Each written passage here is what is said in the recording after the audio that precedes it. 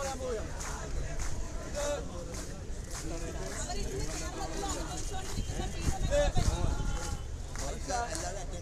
ഇവിടെ നിങ്ങൾ അറിഞ്ഞിരിക്കും, ഇവിടെ ലിംഗമാറ്റ ശസ്ത്രക്രിയ നടത്തിയ ഒരു സുഹൃത്താണ്.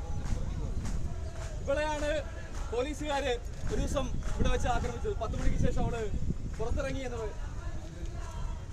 ഫുഡ് കഴിക്കാൻ വേണ്ടിയിട്ട് പുറത്തേക്ക് ഇറങ്ങിയപ്പോൾ ഇവരിപ്പോ ചെയ്യാൻ പോകുന്നത് അവർ നേരിടുന്ന സദാചാര ഗുണ്ടായിസമാണ് അവരുടെ ജീവിതത്തിൽ. ഓരോ നിമിഷവും അവര് അത്തരം ഗുണ്ടായിസം അനുഭവിച്ചുകൊണ്ടിരിക്കുന്ന മനുഷ്യരാണ്. ഐഷയെയും സുഹൃത്തുക്കളെയും ക്ഷണിക്കുന്നു.